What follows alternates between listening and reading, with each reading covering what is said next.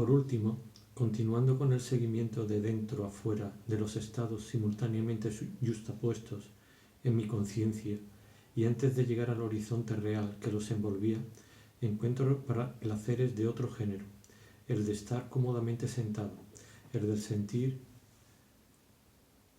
el buen olor del aire, el de no ser molestado por una visita, y cuando sonaba una hora en el campanario de Saint-Hilaire, el de ver caer trozo a trozo aquello que desde la tarde ya estaba consumado, hasta que oía la última campanada que me permitía hacer la suma, y luego el largo silencio que la seguía parecía señalar en el cielo azul al comienzo de toda la parte que aún me era concedida para leer hasta la buena cena que François preparaba y que me reconfortaría de las fatigas afrontadas durante la lectura del libro, siguiendo a su héroe. Y con cada hora me parecía que la anterior había sonado hacía solo unos instantes. La más reciente iba a inscribirse muy cerca de la otra en el cielo, y yo no podía creer que aquel arquito azul, comprendido entre sus dos señales doradas, pudiese contener 60 minutos. A veces incluso esa hora prematura daba dos campanadas más que la última. Había pues una que no había oído. Algo que había ocurrido no había ocurrido para mí. El interés de la lectura, mágico como un sueño profundo, había engañado mis oídos alucinados y borrado la campana de oro que la superficie azulada del silencio. Deliciosas tardes de domingo bajo el castaño del jardín de Combray, cuidadosamente vaciadas por mí de los mediocres incidentes de mi vida, de mi existencia personal, para reemplazarlos por una vida de aventuras y aspiraciones extrañas en un país regados de aguas vivas. Todavía me evocáis esa vida cuando pienso en vosotras, y en realidad la contenéis porque poco a poco la creasteis y encerrasteis, mientras yo avanzaba en mi lectura y menguaba el calor del día. En el cristal sucesivo, lentamente cambiante y atravesado de follaje de vuestras horas silenciosas, sonoras, fragantes y límpidas. Algunas veces me sacaba de mi lectura, mediada la tarde, la hija del jardinero, que corría como una loca derribando a su paso la maceta de un naranjo, cortándose un dedo, rompiéndose un diente y gritando: ahí están, para que François y yo corriéramos y no nos perdiésemos nada del espectáculo. Eran los días en que, por maniobras de guarnición, la tropa atravesaba Combray, tomando por regla general la calle de Saint-Hildegard, mientras nuestros sirvientes, sentados en hilera, en una silla fuera de la verja, contemplaban a los paseantes domingueros de Combray, que a su vez los contemplaban. La hija del jardinero, por la rendija que entre sí dejaban dos casas lejanas de la avenida de la Gare, había percibido el brillo de los cascos. Los sirvientes habían retirado precipitadamente la silla, porque cuando los coraceros desfilaban por la calle Saint-Hildegard ocupaban toda su anchura, y el galope de los caballos rozaba las casas y cubrían las aceras, sumergidas como ribazos que ofrecen lechos demasiado exiguos a un torrente desenfrenado. Pobres niños, decía François nada más llegar a la verja, y ya llorando, pobre juventud que será segada como un prado. Solo de pensarlo me siento trastornada, añadía llevándose la mano al corazón, allí donde había sentido aquel trastorno. Qué hermoso, ¿verdad, señora François? Ver unos jóvenes que no le dan importancia a la vida, decía el jardinero para sacarla de sus casillas. Y sus palabras no caían en el vacío. Que no le dan importancia a la vida, pero entonces, ¿qué tiene importancia sino la vida? El único regalo que el buen Dios nunca da dos veces. ¡Ay, Dios mío! Y sin embargo, es verdad que no les importa. Los vi en el 70. En esas malditas guerras ya no tienen miedo a la muerte, se vuelven locos, ni más ni menos, y no valen siquiera lo que la cuerda para colgarlos. Ya no son hombres, son leones. Para François, comparar a un hombre con un león, que ella pronunciaba León, no tenía nada de halagüeño. La calle Saint-Hildegard torcía demasiado cerca para que se los pudiese ver venir de lejos, y era por esa rendija entre las dos casas de la avenida de la Gare por donde se vislumbraban los cascos y más cascos corriendo y brillando al sol. Al jardinero Le habría gustado saber si todavía faltaban muchos por pasar, y tenía sed, porque el sol pegaba fuerte. Entonces, de improviso, su hija, lanzándose como desde una fortaleza asediada hacia una salida, alcanzaba la esquina de la calle, y después de haber desafiado 100 veces la muerte, venía a traernos, junto con una garrafa de agua de regaliz, la noticia de que eran por lo menos 1 millar los que venían sin parar por la parte de Tiberias y de Meselig. François y el jardinero, reconciliados, discutían sobre lo que habría que hacer en caso de guerra. Ya lo ve, François, decía el jardinero, mejor sería la revolución, porque cuando la hay, solo van los que quieren ir. Eso por lo menos sí tiene sentido, es más sincero. El jardinero creía que una vez declarada la guerra, todos los trenes se paraban. Claro, para que nadie pueda escaparse, decía François. Y el jardinero, qué granujas, porque no admitía que la guerra fuese otra cosa que una especie de mala pasada que el Estado trataba de jugarla al pueblo, y que de haber tenido medio de hacerlo, no hay una sola persona que no hubiese escapado. Pero François se apresuraba a reunirse con la tía. Ya no volvía, y yo volvía a mi libro, y los sirvientes se instalaban de nuevo delante de la puerta a mirar caer el polvo y la emoción provocada por los soldados. Mucho después de hacerse otra vez la calma, una inusitada oleada de gente paseando ennegrecía todavía las calles de Cambrai, y delante de cada casa, incluso en aquellos donde no era costumbre, los criados o los mismos amos, sentados y mirando, festoneaban los umbrales con una orla caprichosa y oscura, como los de la salga y las conchas, cuyo crespón y bordado dejan una fuerte marea en la orilla una vez que se retira. Salvo esos días, yo solía leer, en cambio, tranquilamente, mas la interrupción y el comentario que una vez aportó una visita a Swann a la lectura ya empezado de un libro de un autor completamente para mí, Bergotte, tuvo su secuela. Durante mucho tiempo ya no fue sobre un muro adornado de flores violetas que caían en copos, sino sobre un fondo totalmente distinto ante el pórtico de una catedral gótica donde se destacó la imagen de una de las mujeres de mis sueños. Había oído hablar por primera vez de Bergotte a un compañero mío, mayor en años que yo, y por quien sentía una gran admiración, Bloch.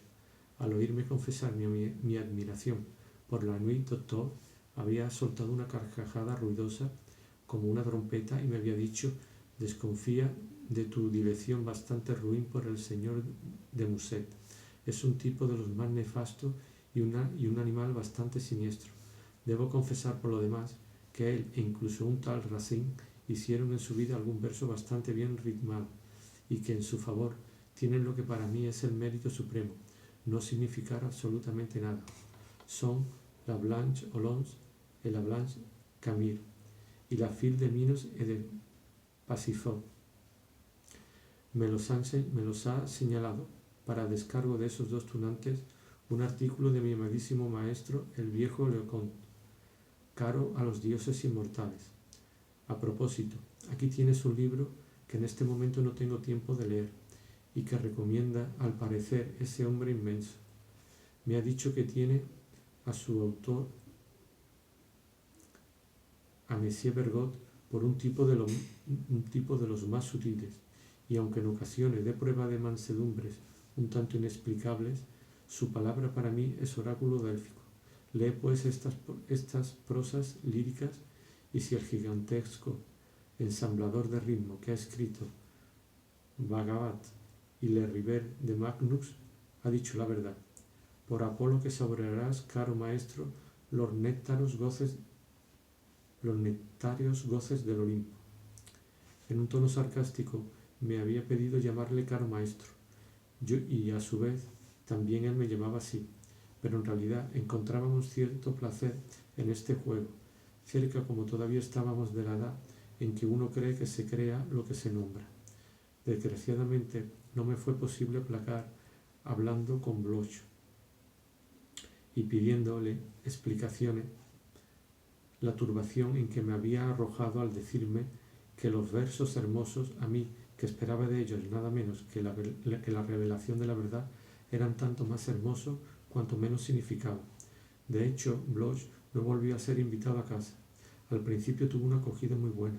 Cierto que, según el abuelo, cada vez que yo hacía más amistad con uno de mis compañeros que con los otros y los llevaba a casa, siempre era judío, cosa que en principio no le hubiera disgustado. Hasta su amigo Swan era de origen judío. Si no pensase que de ordinario no estaba entre los mejores el que yo escogía.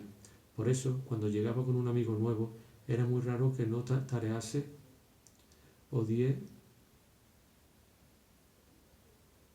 Nosper de la Lluvia, o bien Israel Roms Tachem, limitándose a cantar, como es lógico, la melodía Ti la lam ta lam talim.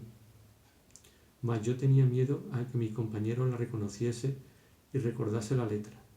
Antes de haberlos visto, con solo oír su nombre, que muchas veces no tenía nada de particularmente israelita, no solo adivinaba el origen judío de aquellos amigos míos que en realidad lo eran, sino incluso las cosas dudosas que en ocasiones pudiera ver en su familia. ¿Y cómo se llama ese amigo tuyo que viene esta tarde? Dumont, abuelo, Dumont, no me fío. Y cantaba: arqueros, haced buena guardia, velad sin tregua ni ruido. Y después de habernos hecho con habilidad algunas preguntas más precisas, exclamaba: en guardia, en guardia. O si era el paciente mismo, ya llegado y sin que se diese cuenta, obligado mediante un disimulado interrogatorio a confesar sus orígenes, entonces, para demostrarnos que ya no tenía ninguna duda, se limitaba a mirarnos tatareando de forma inaudible, como que es de este tímido israelita aquí guiáis y los pasos, paternos campos, Hebrón dulce valle, o también, sí, soy de la raza elegida. Estas pequeñas manías del abuelo no implicaban ningún sentimiento malévolo contra mis compañeros, pero Bloch había desagradado a mis padres por otros motivos. Había empezado por irritar a mi padre, que viéndolo mojado le había preguntado lleno de interés: ¿qué tiempo hace, señor Bloch? ¿Ha llovido acaso? No entiendo nada. El barómetro era estupendo, y solo había sacado de él esta respuesta: señor, me resulta absolutamente imposible decirle si ha llovido. Vivo de forma tan resuelta al margen de las contingencias físicas que mis sentidos no se toman la molestia de comunicármelas. Ay, pobre hijo mío, tu amigo es idiota, me había dicho mi padre cuando Bloch se hubo marchado. Ni siquiera es capaz de decirme el tiempo que hace. Pues no hay nada más interesante. Es un imbécil. Luego Bloch había irritado a la abuela porque, acabado el almuerzo, cuando estaba diciendo que se encontraba algo indispuesta, él había ahogado un sollozo y se había secado unas lágrimas. ¿Cómo quieres que sea sincero si no me conoce?, me dijo ella, a menos que esté loco. Y por último, había desagradado a todo el mundo porque, después de llegar a comer con 1 hora y media de retraso y cubierto de barro, en vez de excusarse, había dicho: nunca me dejo influir por las perturbaciones atmosféricas ni por las divisiones convencionales del tiempo. Si por mí fuera, rehabilitaría el uso de la pipa de opio y del kris malayo, pero ignoro el de esos instrumentos infinitamente más perniciosos y además tan vulgarmente burgueses que son el reloj y el paraguas. Pese a todo, había vuelto a Combray. No era, en cualquier caso, el amigo que mis padres hubieran deseado para mí.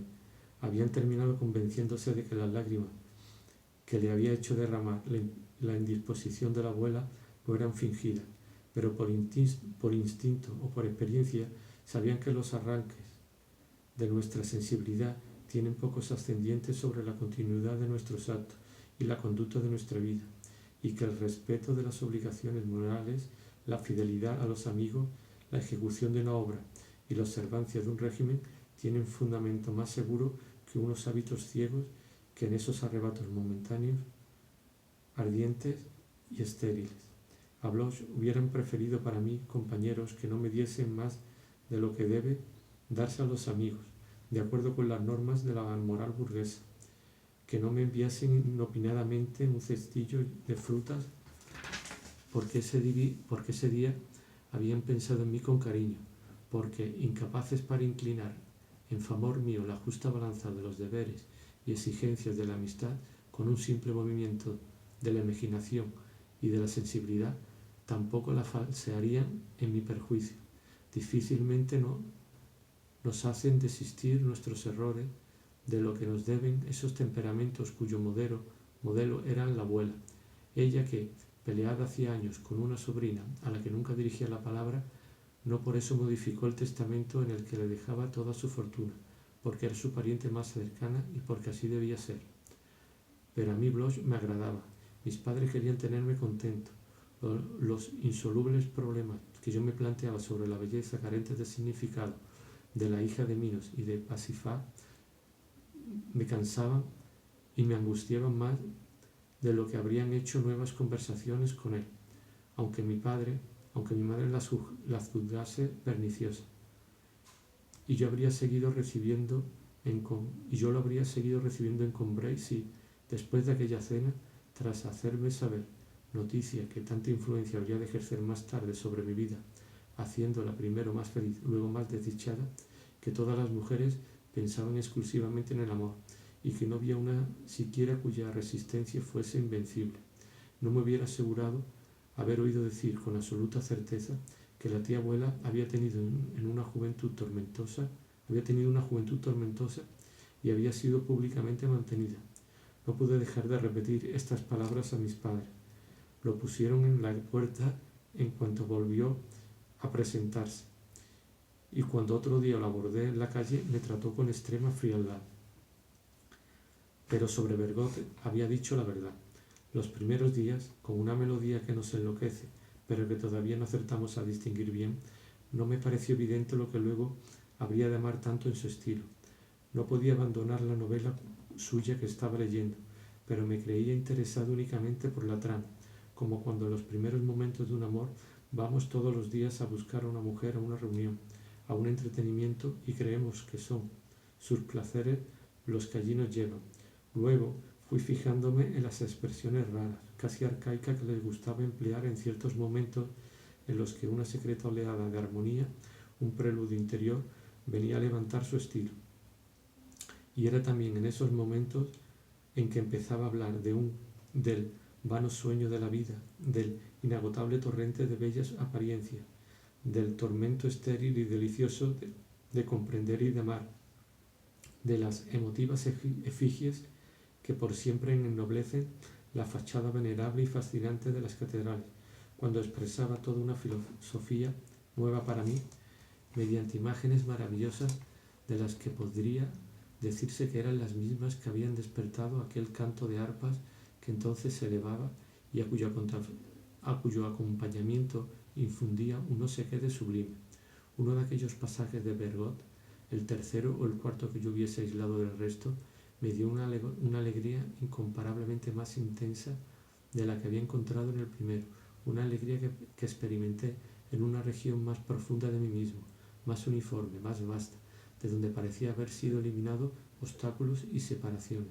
Era porque, reconociendo entonces aquel mismo gusto por las expresiones raras, aquella misma infusión musical, aquella misma filosofía idealista que ya había sido las otras veces, sin darme cuenta, la causa de mi placer, tuve la impresión de hallarme en presencia no de un trozo particular de un determinado libro de Bergot que trazara en la superficie de mi pensamiento una figura puramente ideal, sino más bien del trozo ideal de Bergot, común a todos sus libros, y a los que los pasajes análogos con los que podía confundirse habrían prestado una especie de espesor, de volumen, con el que mi inteligencia parecía agrandarse.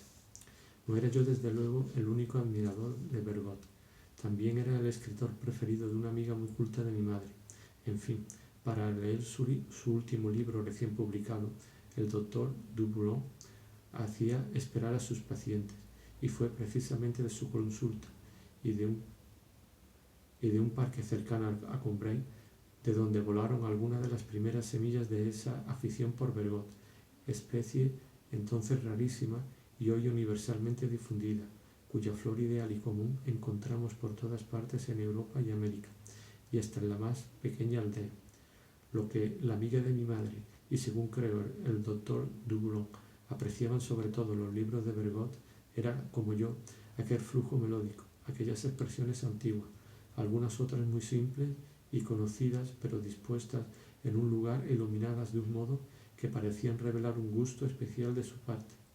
Y por último, en los pasajes tristes, cierta brusquedad, un acento casi ronco. Indudablemente, el propio Bergot debía de darse cuenta de que esos eran sus mayores encantos, porque en los libros que luego vinieron, cada vez que se topaba con alguna gran verdad o con el nombre de una catedral célebre, interrumpía el relato y en una invocación, en un apóstrofe, en una larga plegaria, daba libre curso a esos efluvios que en sus primeras obras permanecían en el interior de su prosa, aflorando entonces únicamente en las ondulaciones de la superficie, más dulces acaso todavía, más armonioso cuando quedaban así velados y era imposible indicar de manera precisa dónde nacía, dónde expiraba su murmullo.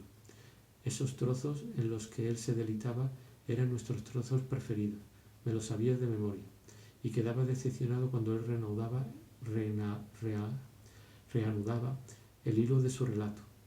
Siempre que hablaba de algo cuya belleza había permanecido hasta entonces oculta para mí, de los bosques del pino, del granizo, del Notre Dame de París, de Athalie, de Phèdre, conseguía con una imagen que esa belleza estallara hasta mí. Por eso, intuyendo cuántas partes del universo habrían de permanecer ignoradas para mi débil percepción si él no las ponía a mi alcance, hubiera deseado tener una opinión suya, una metáfora suya sobre cualquier cosa, particularmente sobre aquellas que no tendría ocasión de ver por mí mismo, y entre estas, de modo especial, sobre antiguos monumentos franceses y sobre ciertos paisajes marítimos, pues la insistencia con que los citaba en su libro probaba que sus ojos estaban llenos de significado y de belleza. Por desgracia, ignoraba su opinión sobre casi todo.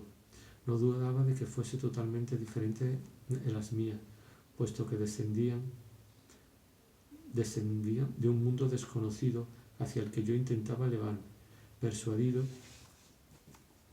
de que mis pensamientos hubieran parecido pura inercia, aquel espíritu perfecto había hecho tabla rasa de todos hasta el punto de que cuando por azar se me ocurrió encontrar en alguno de sus libros uno que también yo había tenido, mi corazón se henchía como si en su bondad un Dios me lo hubiese restituido y lo hubiera declarado legítimo y bello. A veces ocurría que una página suya decía lo mismo que yo solía escribir de noche a la abuela y a mi madre cuando no conseguía dormirme, de tal modo que aquella página de Bergot parecía una colección de epígrafes para colocar al frente de mis cartas. Incluso más tarde, cuando empecé a escribir un libro con cierta frase cuya calidad no fue suficiente para decidirme a continuarlo, encontré su equivalente en Bergot, pero solo entonces, cuando las leía en su obra, podía disfrutarla. Si era yo quien las escribía, preocupado de que reflejasen exactamente lo que percibía en mi pensamiento, temeroso de no trasladar el parecido, no tenía tiempo de preguntarme si lo que escribía era agradable, pero realmente solo ese tipo de frases, ese tipo de ideas me gustaban de verdad. Mis esfuerzos, inquietos y descontentadizos, eran en sí mismo una señal de amor sin placer, aunque profundo. Por eso, cuando de improviso encontraba frases semejantes en una obra ajena, es decir, sin tener ya escrúpulos ni severidad, sin tener que atormentarme, me dejaba llevar deliciosamente por el gusto que me inspiraba, como un cocinero que para una vez que no tiene que cocinar, encuentra al fin tiempo para ser goloso. Cierto día que encontré un libro de Bergot a propósito de una vieja criada, una burla que el lenguaje magnífico y solemne del escritor hacía todavía más irónica, pero que era la misma que a menudo había hecho yo con la abuela hablando de François, otra vez que vi que no le parecía indicado incluir en uno de aquellos espejos de verdad que eran sus obras una observación análoga a lo que yo había tenido ocasión de hacer sobre nuestro amigo Messier Legrand, observaciones sobre François y sobre Messier Legrand que desde luego eran las que yo hubiese sacrificado con la máxima determinación a Bergot, persuadido de que le parecerían carentes de interés. Me pareció de pronto que mi humilde vida y los reinos de la verdad, que mi humilde vida y los reinos de la verdad no estaban tan separados como había creído, que coincidían incluso en ciertos puntos, y de confianza y alegría lloré sobre las páginas del escritor como entre los brazos de un padre nuevamente recobrado. Por sus libros me imaginaba yo a Bergot como un viejo débil y decaído que hubiese perdido unos hijos y nunca se hubiera consolado. Por eso leía, cantaba interiormente su prosa, más dolce, más lento, tal vez como había sido escrita, y hasta la frase más simple venía a mí con cierta entonación de ternura. Amaba sobre todo su filosofía, me había entregado a ella para siempre, y ella me volvía impaciente por alcanzar la edad en que debería ir al colegio, a la clase llamada filosofía, pero deseaba que en ella no se hiciera otra cosa que vivir exclusivamente del pensamiento de Bergot, y si me hubiesen dicho que los metafísicos que entonces habían de atraerme no se le parecerían nada, habría sentido la desesperación del enamorado a quien, deseando amar para toda la vida, le hablan de otros amantes que tendrá más tarde. Un domingo, durante mi lectura en el jardín, me interrumpió Swann, que venía a visitar a mis padres. ¿Qué está leyendo? ¿Se puede ver? Vaya, a Bergot. ¿Quién le ha hablado de sus libros? Le dije que había sido Bloch. Ah, sí, aquel muchacho que vi aquí una vez, y que tanto se parece al retrato de Mahomet II de Bellini. Es maravilloso. Tiene las mismas cejas circunflejas, la misma nariz corva, los mismos pómulos salientes. En cuanto tenga perilla, será la misma persona. En cualquier caso, tiene buen gusto, porque Bergot es un genio fascinante. Y al ver cuánto parecía admirar yo a Bergot, Swann, que nunca hablaba de personas a las que conocía, hizo, bondadoso, una excepción y me dijo: lo conozco bien, y si usted quiere que le escriba una dedicatoria en su ejemplar, podría pedírselo. No me atreví a aceptar, pero hice a Swann varias preguntas sobre Bergot. ¿Podría decirme cuál es su actor preferido? El actor no lo sé, pero sí sé que ningún artista masculino vale para él tanto como la Verna, a la que pone por encima de todos. ¿La ha oído? No, señor. Mis padres no me permiten ir al teatro. Es una pena. Debería usted pedírselo. En Fedra y en Le Cid, la Verna no es más que una actriz, si usted quiere, pero como ya se sabe, no creo demasiado en la jerarquía de las artes.